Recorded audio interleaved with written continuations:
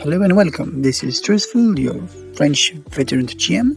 Today we are working on making NPCs or monsters using the 2024 rulebooks for 5th edition Dungeons & Dragons.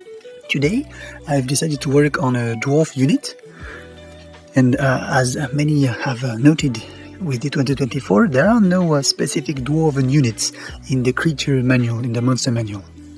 And this is because the monster manual is making baseline elements, humanoid baselines, without any specification regarding the species this baseline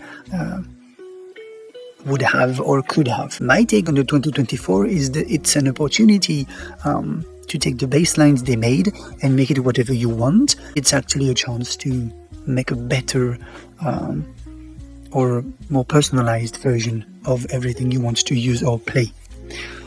So for today, what I'm going to do is use only the 2024 books. I'm not using any of the previous references because I'm trying to propose this video for newcomers or players that are starting the game and that do not have any of the previous knowledge of the other edition, and you might not even have the previous books or access to these books or elements. So today we're looking for humanoids. Within the 2024 monster manual, you can sort in types of creatures. So I've sorted the humanoids. This is just exactly what the book says about humanoids. It tells you if you look for humanoids, it's going to show you these 4 columns. And all these are baseline elements, meaning that the mage or the archmage, the druid, the pirate and so on, all of these are just a generic stat block without any species linked to it. And in this case, I wanted to make hill dwarves units. I was looking to make a patrol or a group of guards that my players could encounter in any given situation. So going away from these lines, I'm going to look at the improving units. This takes about 10 minutes max to do. When you're considering your NPC or your creature, you want to ask yourself, what is the in-game goal for the NPCs? These, the patrol guards or the guards here, the group, to me they are a consequence, meaning that they will come up if the players look for trouble or make trouble enough that there should be a guard intervention, a patrol of a sort. So maybe they are about to break in, maybe they provoked a tavern brawl, maybe they committed murder, whichever reason, which is usually one of these, not one you would expect. They will have to go and meet guards, or more likely guards will try to chase them or at least encounter or confront them. And so these NPCs are going to be there for mostly social reasons. I'm expecting that most of the time the players will try either to flee or to talk their way out of this situation. So I do need improv elements should they decide to do what I expect them to do, which is talk or flee. But they might not, so I'm going to need also to have stat blocks to back what they are and what these creatures can do. You could obviously just improv this, which is do it on the fly using the baseline units. Let's say one simple way to do is to have these, which would be, these are names, description, personalities, and notable traits I made for the 5 people in this patrol or group of guards.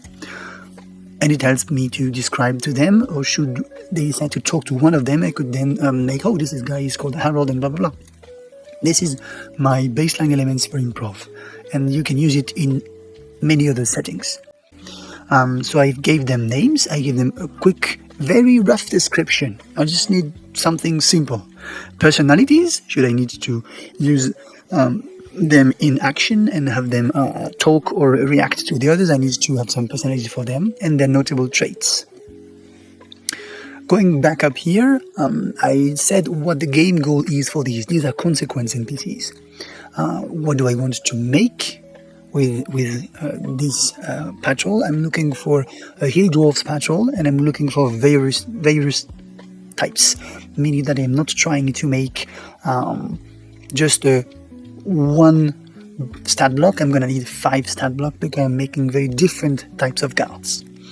What do I need them for? I need them for tier 1 to tier 2 power level, meaning that they are some kind of a threat for heroes up to level 5, maybe 6 at best, but they shouldn't be overwhelming beyond these tiers, meaning that a group of level 8 or 9 could most likely have an easy way with them should they fight them.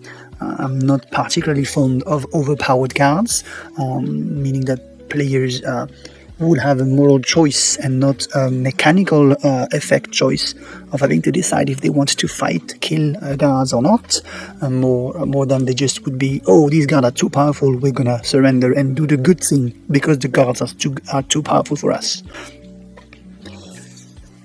And so these are the ones I prepared after like taking 10 minutes to build them. I picked names in my brain, then described them, and then discussed what they could have as personalities and elements here. And you can always flesh them out more afterwards. Now, once I've had these, I knew I had a number of things to take from the baselines, given who I wanted. And that's the important thing. The way I build them, and most likely the way you could build them, is first think of who you want to make, not what stats you want, not the baselines here.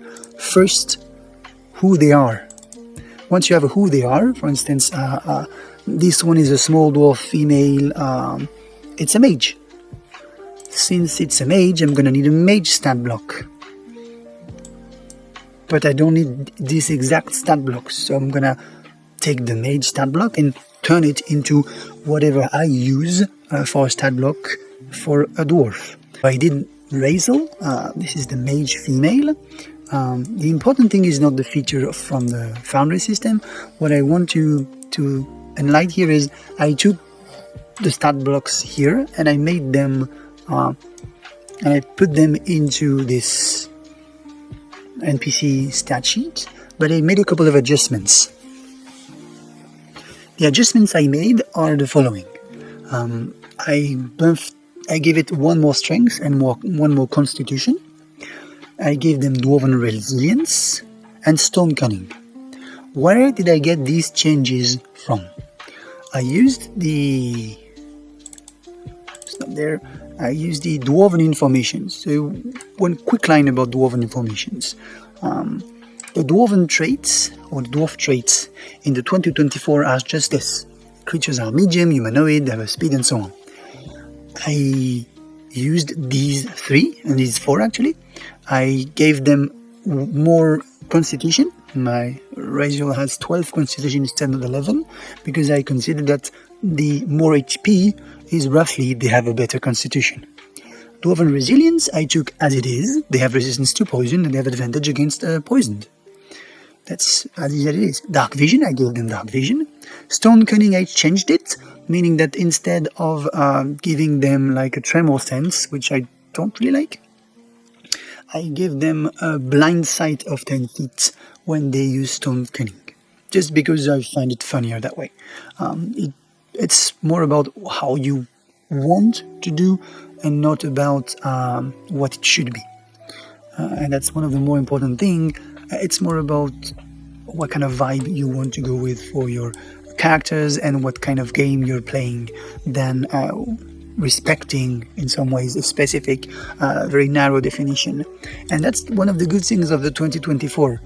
By being very generic, they are offering you the right or the freedom to overstep, to add more information from the baseline they gave you. By comparison, this is the dwarven information when they were called races in the 2014 version. There is a lot more of things with a very specific limitation and decision and so on. For instance, the dwarves in both were medium, but for myself, I'm considering the dwarf to be small creatures. Why? Because these dwarves, the hill dwarves in my world, are small. By not setting a specific subtype in the 2024, to me, they're opening a range of possibilities. It's both a curse in the sense that new GMs and new players might be at loss because of this, they might be looking for more information and be like, I want dwarf to be like this. Or you could just go and read about one setting and take these ideas to be the ones that will work for your table. So it's in that sense, it's more welcoming than it is a negative point in my view. This mage, I've given them the same baseline as the mage, and I've then dumped in elements that are typical of dwarves. And once I've done this, well, I've done all I had to do. I might also have changed something here. Yes, I changed a couple of things. I took the Misty Step and the Protective Magic element. I just added the spells, just mentioning that they have a number of them to use. So I gave her 2 counterspell and 1 shield, because technically it's 3 per day of whichever. And I'm just deciding that she has 2 counterspell and 1 shield. That's just how I want. Instead of whichever they could use, I decided to set her in a definitive number of spells. Since NPCs do not have a spell slot, they have uses per days, it means that you can cast many spells in one turn with an NPC. And I do like this feature because it makes them much more interesting to use. And so by setting these spells as bonus actions but not spell slots, and these spells as actions, in one turn the mage can Misty Step and cast a Fireball, which is sweet. And also, you know, these here, they can cast a level 4 version of this Fireball, so they upcast the Fireball. I didn't took this in for my version of this creature. Razor is going to cast a level 3 Fireball because she's not as good as this mage. And I'm still on the fence with the Crown of Cold, which is already a very heavy and dangerous effect. So this is one example of a new creature. Another one is Gruta. Gruta in my improv here is a fighter type. She's kind of a big damage or a raging type, maybe somewhere with a barbarian or kind of this stuff of person. Well, Gruta would be what we would call berserkers, and you have stat blocks for berserkers. You have stat block for basic berserkers and for well, much bigger ones. The Berserker Commander, for instance, has a CR of 8, which cuts it a bit too high for me. So what I did is create a middle range. Gerta is somewhere in between these two. In the same way as the previous one, I gave her +1 Constitution because she's a Dwarven Resiliency, and Stone Cunning as the blind side effect, and the Poison Resistance, and so on. I also gave her Frightened Immunities, because she's not a commander, so they didn't give her Charmed and Frightened. I gave her only Frightened. She's somewhere in between these two. HP-wise, she's somewhere between the medium HP of Berserkers and the very higher HP of the commander. Beside that, she has a Great Axe as well, and I took in the Blooded Frenzy effects. I'd also gave her a Frenzied Rush effect, but I limited it in number of uses because she's not as good as the commander itself. I switched her speed as well, and she's not at a 40, she's not at a 30, I gave her 35 walking speed. All this makes Gerta just somewhere between the Berserker effect, with the same lower initiative, and the commander itself. And it's a Dwarven version. She's small because she's a Dwarven type of the hill, and the hill, as I said before in my setting, these dwarves are smaller than their other counterparts, so she's a small creature. And it took me maybe 20 minutes at best to do all these two characters. I'm not going to inflict on you all the improvs I made. If people get interested to see more of this, I may build the others or at least share them and the stats as well, if that interests someone. But for now, that's going to be enough for me as an example of how to make a couple of or a few of NPCs in an easy way and make them from the baseline into a species, a specific type of an NPC. Thank you again for listening, and I hope to see you in another video. Have a great day.